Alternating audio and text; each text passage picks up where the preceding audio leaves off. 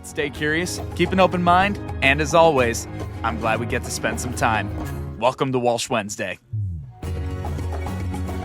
On this week's episode of Walsh Wednesday, we speak with Jimmy McGorman and Robb Vallier from the synth-pop duo Flight to London. We talk about their upcoming album, instructions for losing control, and dive into their prestigious careers writing, producing, and performing with some of music's greatest legends. Thank you to our Walsh Wednesday All-Stars, all of those who have generously contributed to the Walsh Wednesday 2025 Fund Drive. You can see the list of names on screen or in the description of this episode. And of course, thank you to our Walsh Wednesday Warriors, Jim Robinson, John NEWHALL, Meg BOYCE, and JENNA HESS. These individuals have pledged $100 or more to Walsh Wednesday for 2025, either through the GoFundMe or our Patreon. This episode of Walsh Wednesday is brought to you by Impact PR and Communications, MHA of Dutchess County, the Council on Addiction Prevention and Education of Dutchess County Incorporated, Dayrock, Lockset Rock Hair Design, A Touch of Naples Pizza and Pasta, Dutchess Beer Distributors, Feldman, Kleiman, Collins, and Sape LLP, Attorneys at Law, Vivash Med Spa and the Hudson Valley Ketamine Lounge, Prime Storage, and Walsh Valuation. Where are you? I'm in New York? Yeah, Poughkeepsie, New York. So I'm like smack dab between Albany, the capital, and New York City. So I'm like right in between. You guys out in like the LA area? Is that where y'all at? I'm in Phoenix today, but Jim's in LA today. Yeah, Rob's in Phoenix. I'm a little outside of Los Angeles. I moved out of town a little bit, but pretty much it's, I'm like 30 minutes out. Gotcha. So, Gotcha. Yeah. And Rob, what brings you out to Phoenix today? Well, I'm coming back. I go back and forth from Phoenix to He LA. lives in Phoenix, yeah. But I live in Phoenix. So Gotcha. Tomorrow it's off to Vegas. It's it's like all over the place. But Jim and I are counting the minutes until we're together in LA on what is it, Saturday? Yeah. By the way, Rob, we got some writing to do. Say hello to my little friend. No way. Moog just sent us this model mini Moog here. If I lean, I think the camera follows me. There you go. So I got a 1972 version of that, which doesn't look as spit polished as that one does. I didn't even plug it in. I just put it up there this morning because I was excited. So yeah. Oh, do you play an instrument? Yeah, I'm a musician in my own right as well. I studied at the College of St. Rose music industry, singer, songwriter, producer in my own right. Very great. Good. So we'll have a good conversation then.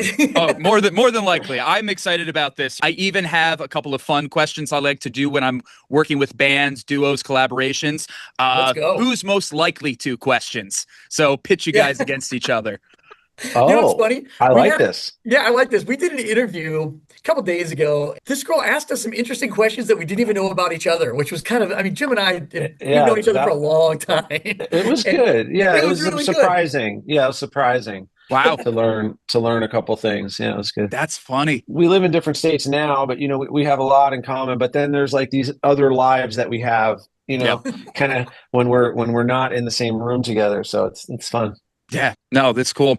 I'm excited to get into this. Hey there, guys, and welcome back to Walsh Wednesday. As always, I'm Connor Walsh, and we got a great episode for you guys today. I'm really excited to be sitting down with these musicians. Not only are they putting out their debut album, collaborating together, they also have decades worth of incredible time in the music industry, working with some of my favorite artists and probably some of your favorite artists as well. So with us today, we have the synth-pop collaboration duo of Flight to London. They are going to be debuting their first album. It's going to be Instructions for Losing Control. Great name, by the way. That's coming out on November 21st. Their singles, No One's Forgiven, out September 19th, so that's out already. As of recording this is about to come out. Walls will be their second single, but you probably heard of some of the other stuff they've been with. I have here that Jimmy's worked with Goo Goo Dolls, New Radicals, Weezer, Avril Lavigne, Gwen Stefani, Paul Stanley, Cher, and so many more. Rob, who's laughing over here, and I can see blushing already, Dave Stewart, Gin Blossoms, Sabrina Carpenter, and has also worked on soundtracks to movies you probably heard of, Van Wilder, Showgirls, Late Bloomer, and so much more. We have so much to get into on this episode of Walsh Wednesday. We could do like a Walsh week with how much we could talk about. Let's finally introduce these guys. We got Jimmy and Rob. Jimmy, Rob, how are you? Hello. Fantastic. Nice to see you. By the way, thank you for the enthusiastic intro. Always great to My get kind of that. guy. Appreciate it. Hey, y'all are the ones living it. I'm just like reading off cues. Like, but you guys are the ones that are actually out there and doing it and making it happen. So I definitely want to get more into your past and what led you up to this moment. But before we do, the main album, the main reason we're here today, Instructions for Losing Control, out November 21st. What is the reason that you guys came together after years in the music industry to make this album? What can people expect out of this album? Well, Jim and I we've known each other for, God, I don't know, maybe 25 years. Lived in LA together after going to Berklee College of Music together. Oh, fantastic. Yeah. And about 2010, we kind of reconnected and realized that we both were kind of still had the same kind of mentality for music and what we wanted to do, and they had the same drive. So we started writing for people and producing for artists, and it just kept going and kept going and kept going. 15 years later into that, we've always talked about, man, we should do something for us because we're so busy writing for other people. We should do something for us. We should do something for us. And it never gets around it. Life gets in the way. Projects get in the way. We had just finished this really great record writing for this really great record of this band called Mama Said out of Napa, the Napa area. And Jim and I got up there. We were there for 3 days and wrote 10 songs. And we were just on a roll. It was so much fun. And we were just going at it. And driving back a little numb to the airport, we both just looked at each other and said, okay, it's time. It's time. And so, a couple of conversations happened. Like, what do we want to do? How do we want to do it? What kind of sound do we want to, go for? And we just finally we set up a flight for me to come out there. We sat down for 3 days and we just started grinding. So that's how it happened. Very cool.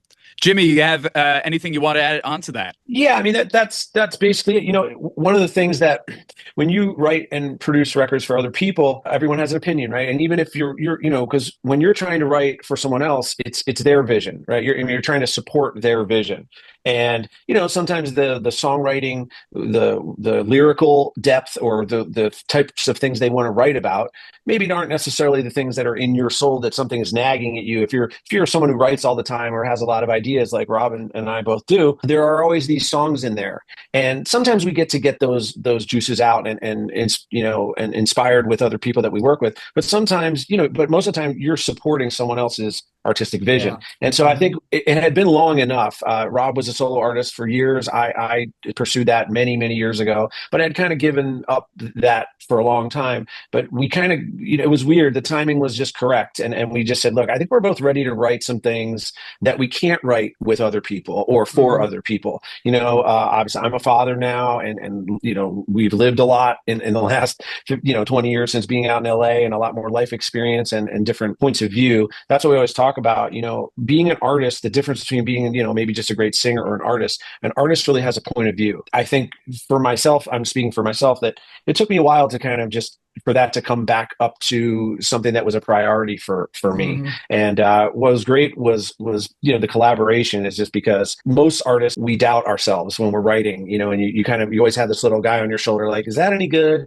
But for me, I love the collaboration, especially when you have someone that you respect their musical opinion and where they're coming from. If you work on something together and you have an idea, and then I'm thinking to myself, I think this is pretty good. And then if Rob goes, yeah, man, this is something, then you kind of, it really just keeps the ball rolling. Yeah. So that was what was exciting for us. It keeps you in the lane too, doesn't it? Yeah. It keeps you in a lane. Yeah. This album is very specific in a specific type of sound. So when we sat down, we go, okay, let's find 3 or 4 or 5 records that we really want this to be centered around. Not that we wanted to write the same type of songs, but those were kind of our muses, kind of floating around the air as we're writing. And for the first time, we put ourselves in a bit of a box, which was actually very creative. Instead, you'd think that being like, oh no, it has to be completely overflow. Sometimes you need those walls around you to say, nope, you can't do that, you can't do that. And it actually creates options for you. So we would sit there and we would write this great little idea, and we'd always look at each other and kind of go, okay, does that sound like the albums that we are trying to stay in the vein of? And it helped us, because if we didn't, one song would sound like this, one song would sound like that. So we really stuck to, I mean, there's always going to be a couple outliers, but I always say, people talk about music production, and it's just making decisions. That's really what music production is. You just have to make decisions. And, with what we have available to us technology-wise and sound-wise, it can get overwhelming. At least it does for me. You bet. So I agree. when you have 8 million plugins and 8 million sounds to choose from and samples, and are we going to use live drums? Are we going to use program drums? What kind of program drums? Are we going to, are we going to do this or that? Having those kind of guardrails, if you will, was the way we wanted to approach it, because I also thought we both thought, look, we both have lives outside of this. Is obviously a project that was just born out of something that we needed for our soul, but we don't have unlimited time. And so we figured, doing this enough for other artists, we thought, okay, we have to do this fast, kind of quickly. We didn't want it to take 2 years to make the first, batch of songs. So that's what we did. That's awesome. I think that's great. What you guys were saying about kind of limiting it down to this narrow vision of, hey, these are the kind of records that we want. I've said this for a few years now. Limitation births imagination. It allows you to create all these different things that you probably wouldn't have been able to do, because the more limits you have, it's like you have to find new ways around it. It's like, all right, I can't do this, but this allows me to come up with this. You probably wouldn't have come up with it if you didn't have that limitation. I think that's awesome. You mentioned coming together with certain 5 records or whatever. I don't know if it was actually 5 records or if you're just kind of generalizing, but if you could tell me though, what were some of the records that really inspired you guys? I kind of get some vibes of some Tears for Fears. I hear some Genesis. I hear some stuff along those lines. What were the things that inspired you out of this? I got to say, I do enjoy synth pop. I really do. So this was fun to dive into. I think when I think of synth pop, sometimes people think of synth pop as a very light kind of melody only, but everything else is kind of small and light. We actually did just the opposite. The albums that we were listening to were Tears for Fears, The Hurting, Tears for Fears, songs from the Big Chair.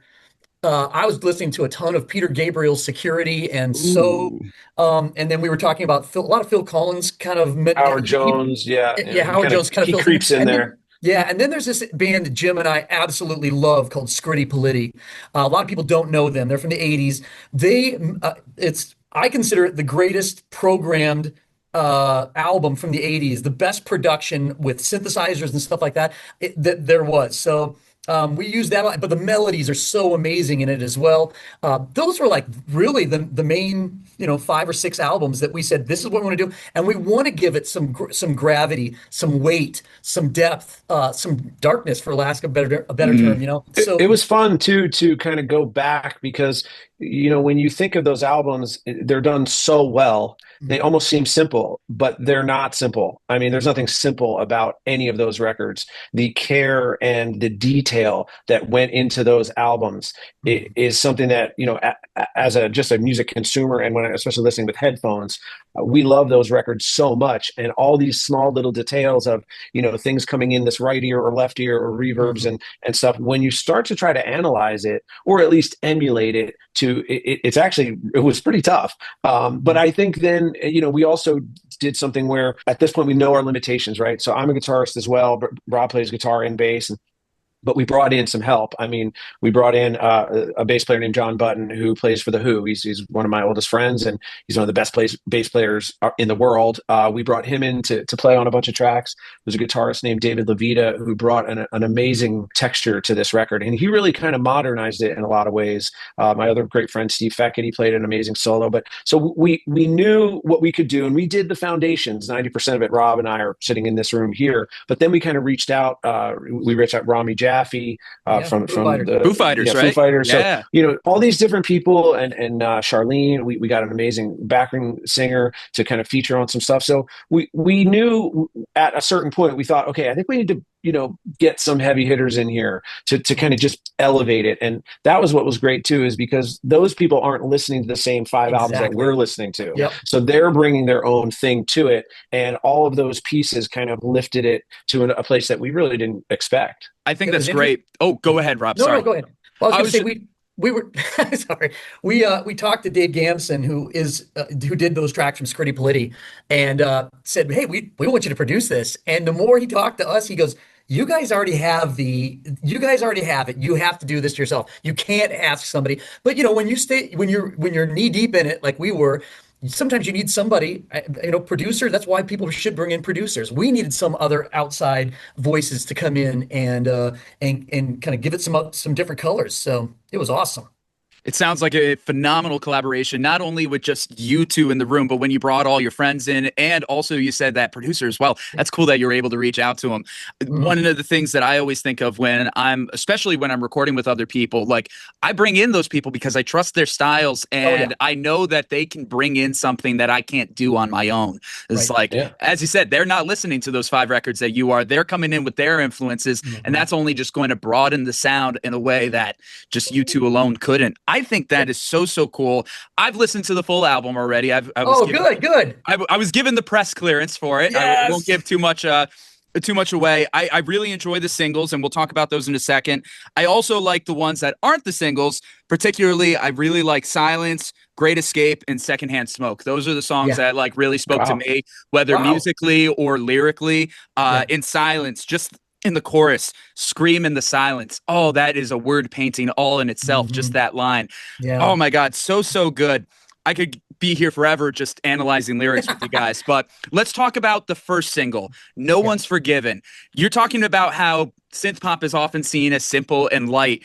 Holy cow, No One's Forgiven is far from light. It is a deep and heavy song, musically, productionally, and lyrically. So could you guys go into where No One's Forgiven came from and what's the message you're trying to get out of it? I'll take this one.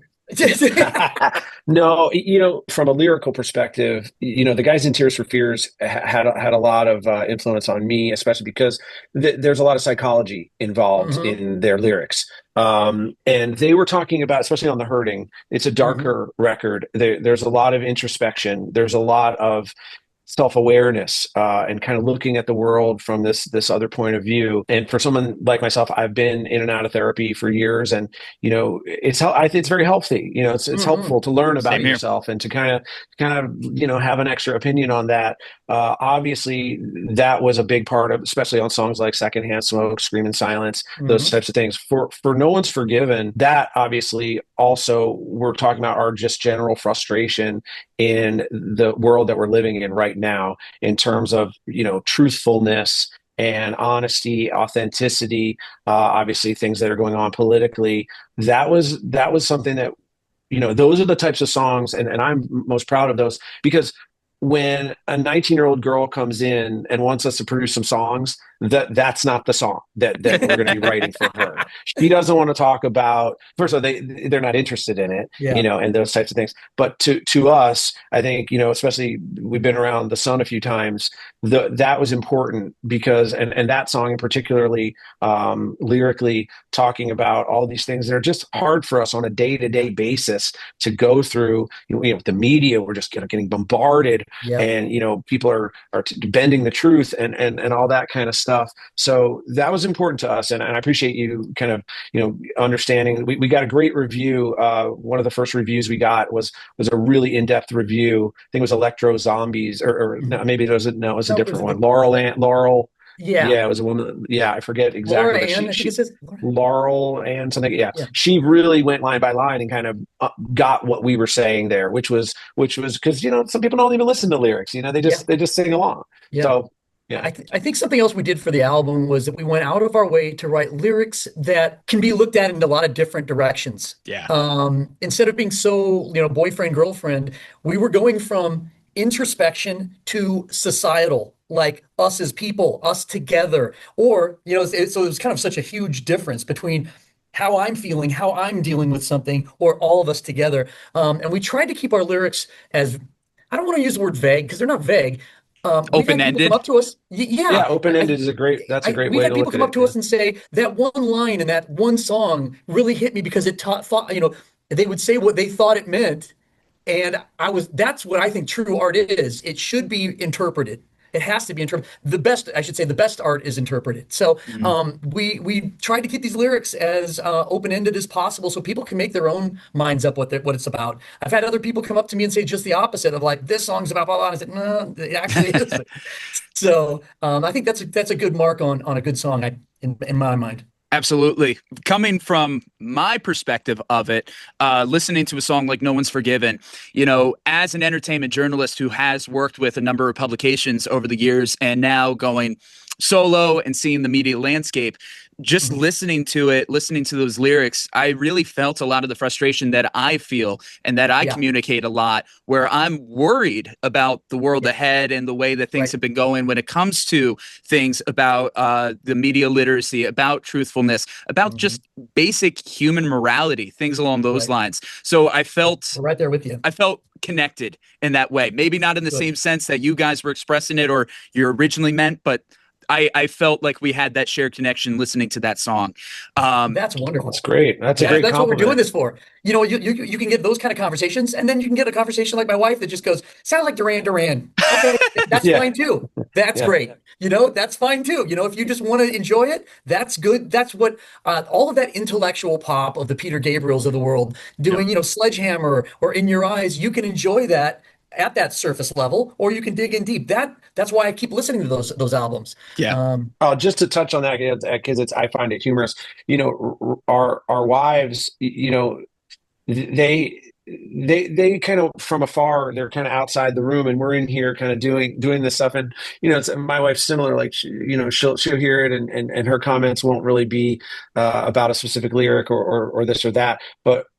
And sometimes it used to, when we first started the project, I was a little bit irked by it, but then I remembered like those records that Rob and I loved, The Hurting and The Scritti Politti, like that's not her thing. So, and that's not why we made it. We didn't make it, you know, we made it because we missed records like that. Those are the records that we love so much. So we thought, okay, well, if we can make something and have it be in, you know, make us feel the way that those records make us feel, that's what we're going to do. So it really wasn't meant for them. Of course, we want everyone to like it, but you know, it's a little bit of a niche, you know? Yeah, I hear you. It's funny whenever I'm like playing stuff to my girlfriend or stuff that she listens to and whatnot, what connects with her, what doesn't.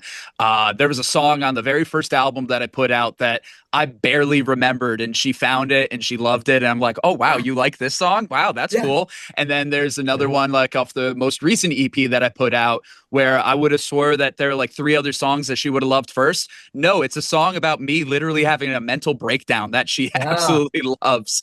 And it's so, did you find that to be medicinal for you when you were writing those? A little bit, yeah. When writing, 100%. It's 100% a medicinal thing. It's very cathartic. It's very therapeutic. You know, music has always been the main way that I've been able to express myself when I haven't learned the maturity or the right vocabulary to express it in a normal conversation. You know, before I had that maturity and awareness of myself, I always had music. And that's just how I've always gone. And Jimmy, you talked about therapy. You know, I've been doing therapy for a few years. I started after the passing of a friend of mine, and it's been great. And I'm still so happy to be in it. And it helps break things down. It breaks down the walls within myself. And I said that intentionally because I want to talk about the next single now. Let's talk about nice Walsh, segue. second single. Nice. Thank you. He's good. This one's good. Yeah. So tell me about Walls, the second single off the album. Well, it's the second single, but it's the first song off the album, actually. I think we kind of did a great balance in this song. It's a little funky, it's a little dancey, but it's also still got a little depth and weight to it as well. We had Charlene come on and sing it. I'd worked with her for years in LA. Background vocals were sick. Yeah, they sounded good. She's a monster. She's first call. She's the person like when Mariah Carey needed somebody, that's who she calls. And she came over and just absolutely crushed it. And she also was the one you said you liked, Great Escape. Great Escape. As well. Yep, I was about to say. Yep. But I love Walls because I think it's a perfect combination of all the things that made us want to do this. The lyrical idea is really about the tearing down of walls just to build them up again. The whole circular motion of humanity, about how we destroy and then we rebuild. But it can be used, you know, I've had other people tell me what it means to them, but I think that's kind of where it kind of came from. But yeah, we love it. And all the synth stuff and all the great bass parts. Yeah, awesome. That was a fun one in the sense that when we first wrote it, I wasn't 1,000% on it. I think Rob saw more of the potential, but then that was one that kind of helped us pave the way, because when we started getting into the weeds on the synths and adding these arpeggios and kind of, maybe self-indulgent, musical sections, which we had talked about, because that's some of the stuff that's missing in today's music. And I mean, we're not saying we're reinventing the wheel, but very few songs have elevated musical sections just for the sake of them. Yeah. And we missed that. Something with a little more, something that's not necessarily programmed so easily, or something that takes a little bit more time to kind of go through key changes, and things like that. So once we started going down that road and seeing the potential of what that song could do, I got really into it. And it's one of my favorites now, because I mean, it really does represent so much of what we love about music. The grooves, the production, which is a little bit of Arif Mardin in there, who used to produce Shaka Khan and stuff like that. So I'm excited for that one to come out and for people to hear that. And it's probably the most, I don't want to say obvious, kind of bigger chorus on the record, but it's fun. It is a fun song. I enjoyed listening to it. I thought it was great. And it's interesting how, this is a song about breaking down walls. And Jimmy, it seemed like the process broke down walls within yourself, the apprehension of making it. It's really funny when you have a piece of music where you're like, I don't know if this is going to go anywhere. And then it becomes like one of your favorite things. Yeah. On my previous full record, there was a song that I just kind of threw it in there. I didn't like it when I did it acoustically, but like when the band came together, it was like, holy cow, this is by far one of my favorite songs now. And it still is. It does. It kind of changes live. Live changes the whole song. It might be the song you're like, I don't know, and all of a sudden everybody plays it, and it's like, oh, this is the one. This is the last song on the album. I mean, on the show. Yep. It is so good, and like the song I'm referring to, it's like this kind of like really sexy little numbers, like smooth and fun. And like I told everybody, it was like, guys, if this song doesn't sound like sex, like we failed.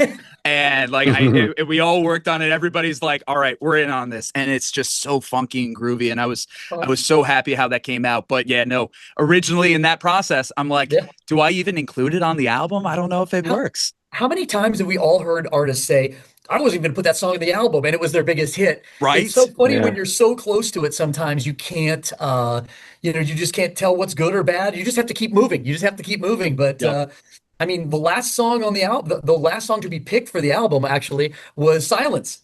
So, and I just love that song. Everyone that I talk to just loves that. It's a pretty heavy tune. It might need to be a third single or somewhere down the line. Maybe. We'll see. I love the bridge of that song. Oh my gosh, musically, because we always talk. For years, I would talk about like the feeling. You get a feeling from a song, and when I'm producing stuff, or when we started this project, it was like, okay, well, we have to have some moments where we create that. And how do you create that? And I don't know, but I think we did in the bridge of that song. At least when I hear it now, the pull of it, and the tensions, and whatever we did there sonically, that's one that when it comes to the bridge, I really go, oh yeah, I think we got it there. And Jim, when we come out of that instrumental part, it's Jim and I singing harmonies together. And that is very us. That is very Jim and I sitting in that exact room he's in right now, singing harmonies together.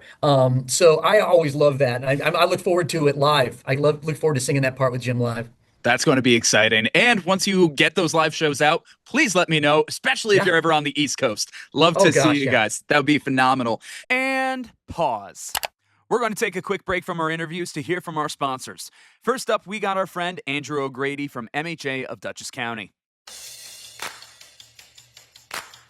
Adversity and stress. How do you cope? I'm dealing with a voice issue right now, my own adversity and stress, so let's use AI Andy for the rest of this message. Take it away, AI Andy. This is Andrew O'Grady, CEO at MHA of Dutchess County. We all move on a scale of mental wellness. It can shift minute by minute, hour by hour, based on what we face. What happens when it piles on? How do you cope? Do you turn to the bottle or vape? Do you medicate with pills not prescribed for that purpose? Do you become short-tempered and argue with others? Are you quick to road rage?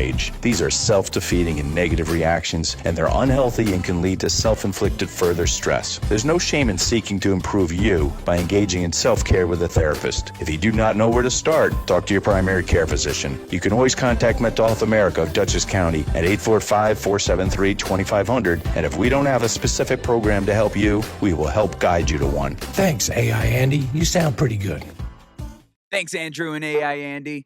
Next, we have a message from our friend Jeff Feldman from Feldman, Kleinman, Collins, and Sape LLP, attorneys at law. Hi, I'm Jeff Feldman. In 1986, when Paul Kleidman and I started our practice, our goal was to create a law firm where you could meet with an attorney and feel confident that that attorney would be with you every step of the way. Today, the firm has been successfully trying cases at all levels of state and federal courts throughout the Hudson Valley and Capital District. We have been selected as one of the best personal injury and medical malpractice defense law firms by U.S. News and World Report every year since 2009. For all of those years, we were the only firm chosen in any litigation specialty between Albany and White Plains. Your case is important to us. Giving you the time and personal attention you deserve has always been the hallmark of success. Initial consultations are free of charge and always with an attorney. A message from Duchess Beer Distributors. From now to the end of November, Duchess Beer Distributors presents Football Face-Off. Come on out to your favorite Hudson Valley bars and restaurants where you can win free Bud Light and neutral seltzers, along with other awesome prizes. Try your hand at one of their 3 games: football toss, beer can cornhole, or flick a field goal. You can check out the events calendar to see where Duchess Beer Distributors will be next in the description of this episode. Walsh Wednesday wants to give a big thank you to Prime Storage. It's the end of the year, and you may need to free up space for guests for the holidays, store seasonal decorations, secure valuables, and maybe even hide the presents. A temporary storage unit can help declutter a home, protect fragile items during a busy period, and provide a convenient way to organize and transition belongings before, during, and after the festive season. Whatever the reason, Prime Storage makes storage simple through seamless service, flexible rental options, and facilities conveniently located throughout the United States and Canada. By using our link in the description of this episode, you will get 1 free month of storage, plus you'll save 15% on rental rates. Make the holiday season simpler and store with Prime Storage. Up next, we have our friend Philomena Finelli from Impact PR and Communications. Thanks, Connor. I'm Philomena Finelli, CEO of Impact PR and Communications and a media maven, which is a fancy way of saying that my team and I help companies get in the news, transform leaders into thought leaders, and cut through the clutter with messaging that matters. And we do it all with a smile. Our agency was named the Woman-Owned Small Business of the Year for 2024 by the Metro New York District Office of the U.S. Small Business Administration, and we received the Gold Stevie Award for Women-Run Workplace of the Year, which is an international recognition. But it's not about the awards, it's about the personal interactions. We at Impact PR and Communications pride ourselves on crafting meaningful, results-driven public relations campaigns that are tailored to meet and exceed our clients' goals. If you want to learn more and talk to my team and I, visit prwithimpact.com and let us know that you found out about us from Walsh Wednesday. Thanks for listening, guys. It's time to get back to the show. And play. This episode of Walsh Wednesday is brought to you by Impact PR and Communications, MHA of Dutchess County, the Council on Addiction Prevention and Education of Dutchess County Incorporated, Dayrock, Lockset Rock Hair Design, A Touch of Naples Pizza and Pasta, Duchess Beer Distributors, Feldman, Kleinman, Collins, and Sape LLP, attorneys at law, Vivash Med Spa and the Hudson Valley Ketamine Lounge, Prime Storage, and Walsh Valuation.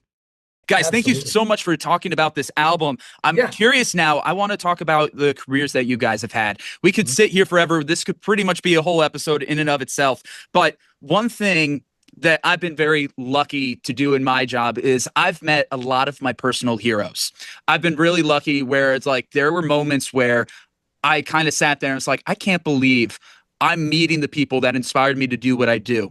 For instance, when I was super young, one of the first songs that I like really, really loved and could tell you was my favorite song, Superman It's Not Easy by Five for Fighting. My dad would like rock me to sleep to it, stuff like that. Yeah. 20 years later, I'm hanging out with him backstage for a radio interview that I'm doing, and now we're actually friends, which is crazy to me.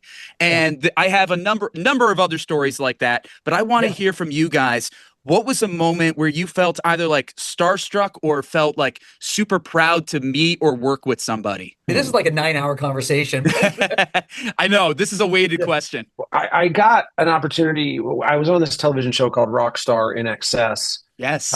which was I was in the house band on that, and then there was another season after that where they made a super band with Tommy Lee and Jason Newsted and Gilby Clarke, but that was called Rockstar Supernova. But from that band, I had gotten a phone call from the TV show. From Paul Stanley from Kiss, and so it was through a friend, and he said, "Hey, I'm doing a solo album." He hadn't done a solo album really ever. Back in the '70s, each member of Kiss had their own album, like where each one was on the cover, and that wasn't a solo album, but they kind of each had their own album. But he said, "Oh, I haven't done a solo album in 30 years or whatever it was." And he asked me if I would play guitar for him and the other guys in the house band. And that was a really interesting and surreal experience, because I think I was Ace Frehley for Halloween, when I was 7 years old. And I remember playing those Kiss records and kind of it wasn't even so much musically, it was just kind of the whole thing, with the face painting and the fire breathing and all this stuff. And as a kid, it was a very interesting thing to be a fan of when I was 7, 8 years old or whatever. And then to get to be able to play Rock and Roll All Night and these songs with the guy. That was a really interesting experience to kind of work with him. He was definitely someone that when I was it was even before I was really playing music seriously. I was just consuming music. I was a fan of Kiss. So that was an interesting one. And then just really quickly, later on, I did get to meet John Bon Jovi. I had met him actually once or twice, but he is someone who, when growing up in Jersey, South Jersey, when I was in my real formative musical years, I played a lot of Bon Jovi. Yeah. I mean, we weren't in high school. I had a bunch of bands, and we weren't a Bon Jovi tribute band, but if we played 10 songs, probably 5 were Bon Jovi songs. So, I got very close to being in Bon Jovi, like to be one of the side guys, playing guitar and keyboards and singing backgrounds. It's a long story, but I got really close. I ended up going to his house and meeting him and David Bryan, the keyboard player. Yes. It was just a crazy, surreal experience, because I had his poster on my wall, when I was a kid, and I got an Ovation acoustic because of him, and all these types of things. So I've been fortunate in that way to meet a few of these guys. And then the ones who I haven't met, I kind of don't want to meet, to be honest. That's how I feel too. That's fair. Phil Collins. I actually did meet him for about a half a second. Did you? But it's funny because I forgot it. Brad was with me. We have a mutual friend, Brad Fernquist, who's a guitar player in the Goo Goo Dolls with me. But we met him backstage. At some television performance. But it was very quick, and it was probably a, "Hey, how you doing?" And then that was kind of it. So it wasn't really a conversation. But I don't know. Maybe it's better to not meet some of them. Agreed. Some people, yes, absolutely. Rob, I want to hear from you in a second, but Jimmy, I just want to say, based on what you were saying, awesome about Paul Stanley. That is such a cool thing. When it comes to Bon Jovi, as somebody growing up in the Northeast, New York rather than New Jersey, but still, Bon Jovi's inescapable. Actually, we did It's My Life for a talent show back in school. Yeah. And big fan of, of course, Slippery When Wet, a classic, but the Crush Tour album. And I remember listening to the Have a Nice Day album over and over and over again. So I'm with you on that. And then, the fact that you're currently working with the Goo Goo Dolls. I'm a huge Goo Goo Dolls fan. I saw your name in the credits of the Christmas album in particular. My dad and I put on that Christmas record every year since. So that's awesome. Well, that record has a special place in my heart and always will, because my daughter sings on the album. So I don't know if you recall. Go for it. So the song "Better Days," which is one of their bigger songs, my daughter Sydney sings the lead on the Christmas album. That's my daughter. Yeah. So and I produced that record with John and Brad. So that was that's something that I'll always have, and we as a family will always have, and it's actually a cute little story. I'll make it really succinct, but we were working on the Christmas album, and "Better Days" was originally written as a Christmas song. Yeah. Yes. But the first line is you asked me what I want this year, and what I didn't realize was that when they were about to put it out, Hurricane Katrina came, and then for some reason that song came out early and was attached to kind of helping that effort to kind of bring, people together, for better days. And it kind of took on a weird life of its own, but it was always meant to be a Christmas song. And John wanted to do a different interpretation of it. And at one point, I think he had mentioned, maybe having a girl sing, a young person sing it or something. But we were working on it in the studio, and we were, it's hard to recreate something that's really, really great. That song is amazing, and the production's amazing. And we were having a difficult time kind of reimagining it. I took the tracks home to my home studio. My daughter, who has incredible talent, I think she was 6 or 5 or 6. I said to Sydney, try to sing this. She sang it like twice. And so the next day I came into the studio, and we were kind of still struggling. And I said, hey man, just listen to this. And I put it on, and John loved it. He freaked out, and he was like, that's it. I'm not singing it. He's like, it was almost like Larry David. It was like, that's it. We're done. He's like, she's singing it. And so I think I went back and had her punch 2 lines maybe, but most of it was like a one take, and it's very honest. And that's what John wanted. And to his credit, obviously I'm biased because it's my daughter, but there's something so beautiful about such an innocent voice singing those lyrics. Yeah. And so I always joke because, I said to her, I've been waiting my whole life to get my voice on a major label album, and you have it at 7, and she's like the lead singer on a Warner Brothers album at 7 years old. Oh, by the way, Jim, she's going to be in the new Walls video. That's right. Yeah. Oh, cool. So, we're working on a video. She's an amazing dancer, and we taped her doing a dance routine, and we're going to try to work with AI. And we have a buddy who's working on that record, or on the video production. So hopefully we'll be able to get that out, pretty quick. Very excited on that. Going to be very happy to check that out. Thank you for sharing that story. That is so heartwarming. I love that. Thank you so much. Rob, I apologize. We've been holding off on you. I would love to hear the moments that you felt starstruck or really felt really impactful to you. Well, I mean, I kind of feel the same as Jim with the whole idea. Like, my biggest, the triad of my fandom as a child was Rush, the Police, and U2.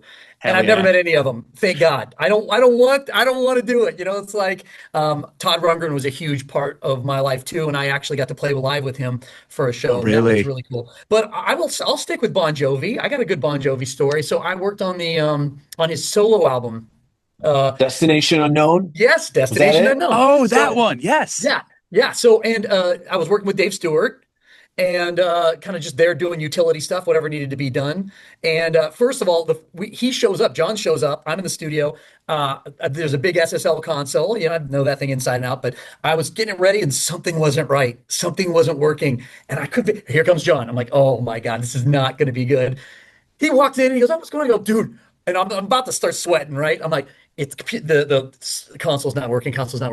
And he's like, oh, no problem. Just take your time, man. No problem. So I'm sitting there for hours trying to figure out what's going on with the SSL. Somebody pushed some button. I couldn't figure out what it was.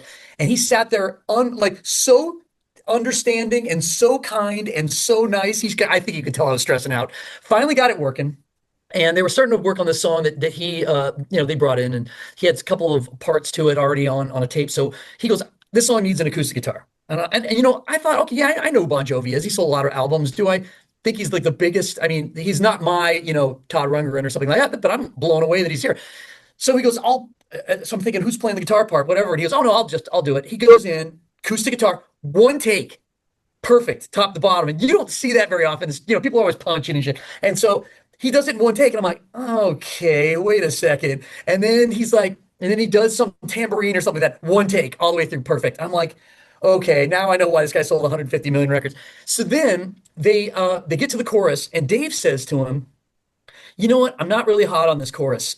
I think you could probably do a better chorus. Now, being a songwriter, and at that time of my life, it's like, if somebody said that to me, rewrite the chorus, I'd be just like, throw it out. Let's just write a new song, because I maybe out of arrogance or whatever, I'm like, I can't tear apart my song, especially the chorus, right? And he's like, really? He goes, okay, you guys go have lunch. We go have lunch and come back. He'd completely rewritten the chorus, completely rewrote the lyrics, and it was 10 times better than it was before. Wow. And I was like, I learned a lot from him that day, going, because he could have said, you know what, I've sold 150 million records. You know what you're talking about. And he instead was like, okay, let's see what we can do here. And that taught Yeah. me so much about being able to edit your music and not holding on to it so tight. So that was a big day for me. To this day, I still think about whenever Jim and I are doing something, we're like, this isn't working, or I think, wait a second, let's dissect it and figure out is there a better option. So Wow. That's really, really cool. That's yeah. As somebody who, I've beat myself up over music and whatnot and everything, that is fantastic. And the perfect story, I think any musician or any so-called perfectionist needs to hear at times. Yeah. Thank you for telling that story. That really is a absolutely. tremendous story. The last thing I just want to say off of what you're saying, Todd Rundgren, love his stuff too. His work producing Bat Outta Hell with Meatloaf, chef's kiss. Absolutely brilliant. One of my favorite albums of all time. I grew up in a small town, so there weren't a lot of people around, and I kind of gravitated towards the guys that could play a little bit of everything, because if I needed a keyboard part, there was nobody around to do it for me, so I had to figure it out. So he became a huge part of my, and he was another intellectual pop guy, so I'm sure he's kind of woven into the fabric of this record as well, subconsciously. Yeah, absolutely. That's just the thing. Everything that we work on, it bleeds into what we're working on, whether we mean to or not. And I think that's great. Guys, we only have a few minutes left to this interview because I know that we got to run off, but I want to end on some really fun, quick questions. I mentioned this to you beforehand. I didn't tell you guys what the questions were. I just told you the general idea of it. I love doing this with groups. Who's most likely to? So since a number of people will be just simply listening to this, please be vocal with your answers as well, along with, pointing either at yourself or, you can point, but also just say for me, please, just for the sake of everybody who are listening. I got a few of these questions. They're not too bad. Hopefully they won't cause any rifts or nothing.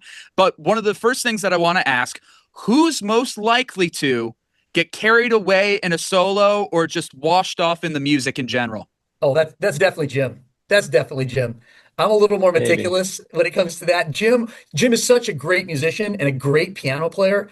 He can just absolutely just go off in places. And that's what's so cool about writing with him, because we can get stuck in a corner like all writers do. And he's so great sitting there going, okay, well, what if we go to the flat 7 augmented blah, blah, blah. And it's like, so he's got that natural gift. I'm a little more like, let's get it figured out and I'm all over it. Whereas if he and I are playing cover songs, it's a whole different thing. And I become the crooning singer.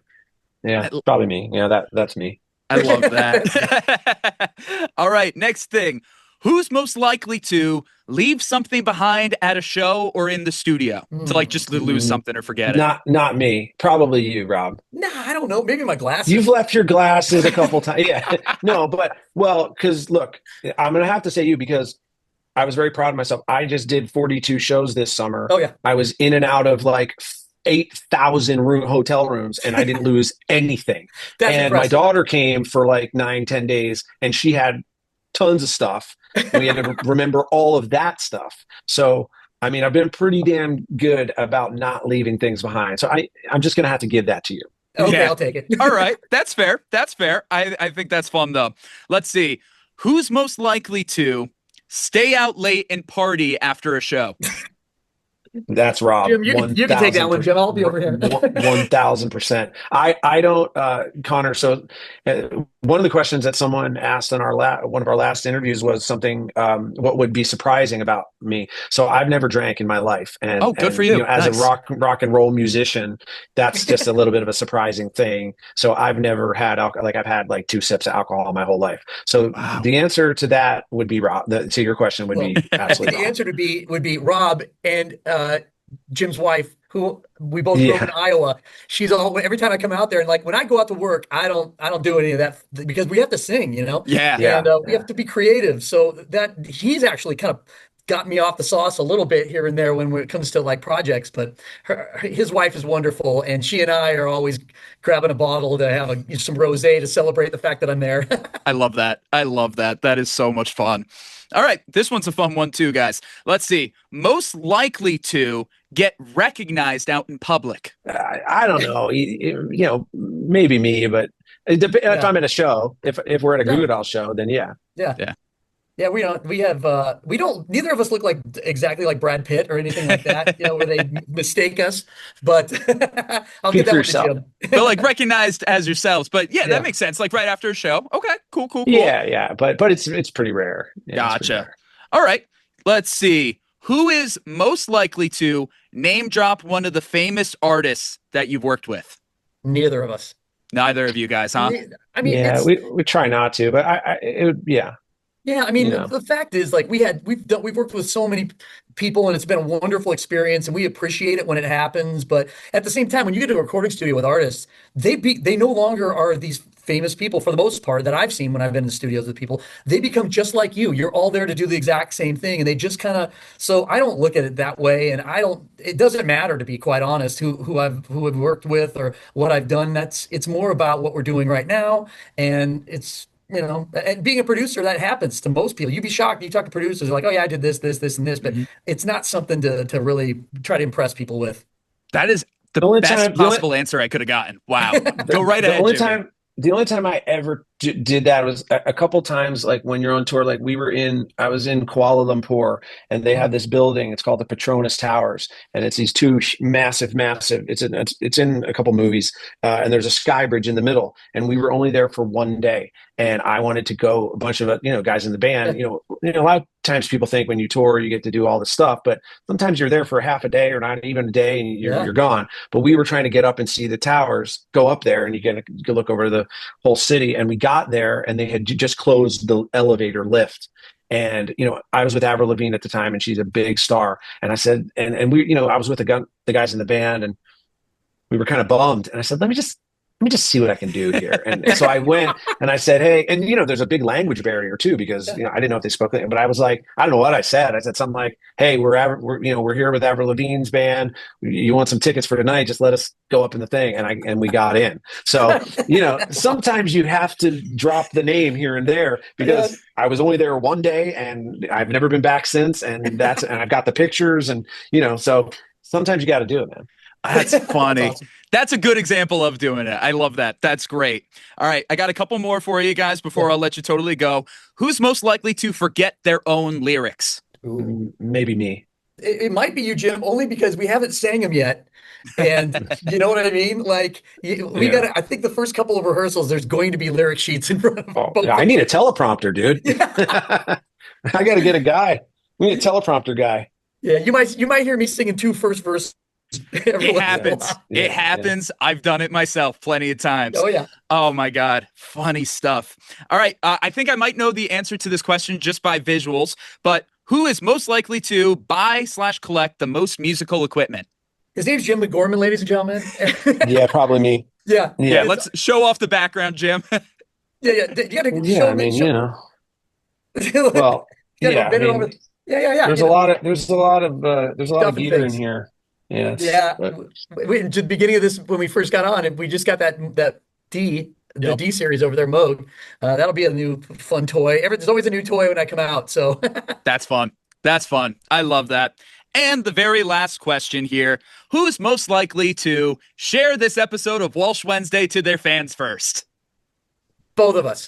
Both of us. Yeah. Good answer. Good answer. We're all over it. I had a band that was like, I don't know, probably him. It was like, really? Not all of you guys? Wow. So thank you for that answer. I appreciate that. Guys, Jim, Rob, this has been a phenomenal interview. I would love to keep talking to you guys, picking your brains, learning so much more of the industry. I hope we stay in touch. But I would love it. Absolutely. So in the meantime, though, of course, people, those listening, check out the album when it comes out November 21st, Instructions for Losing Control. You can listen to No One's Forgiven and Walls right now. This is going to be airing after Walls comes out, by the way, guys. Oh, perfect. And the band is Flight to London. Flight to London, right. So you can check that all out. We're going to have all the links in the description of this episode, so you won't have to go very far. You won't have to like take a flight to London or something like that in order to find all the links. We got you set. Nice. Jim, Rob, thank you guys so much. I'm Connor. I'm Jim. And I'm Rob. And as always, we're glad we get to spend some time. And that's a wrap on this week's episode. Much love to our sponsors this week: Impact PR and Communications, MHA of Dutchess County, Locks That Rock Hair Design, Dutchess Beer Distributors, A Touch of Naples Pizza and Pasta, the Council on Addiction Prevention and Education of Dutchess County, Feldman, Kleiman, Collins, and Sape LLP, attorneys at law, Prime Storage, Vivash Med Spa and the Hudson Valley Ketamine Lounge, Walsh Valuation, and Dayrock. Thank you to our Walsh Wednesday All-Stars, all of those who have generously contributed to the Walsh Wednesday 2025 Fund Drive. You can see the list of names on screen or in the description of this episode. And of course, thank you to our Walsh Wednesday Warriors, Jim Robinson, John Newhall, Meg BOYCE, and Jenna Hess. These individuals have pledged $100 or more to Walsh Wednesday for 2025, either through the GoFundMe or our Patreon. You can support this channel by becoming a Patreon member with memberships as low as $5 a month. With that, you can get behind-the-scenes content, your name featured in the credits of each episode, and access to the Spend Some Time chat. You can find that and more by scanning the QR code on your screen or by going to the links in the description. As always, I'm Connor Walsh, and I'm glad we get to spend some time.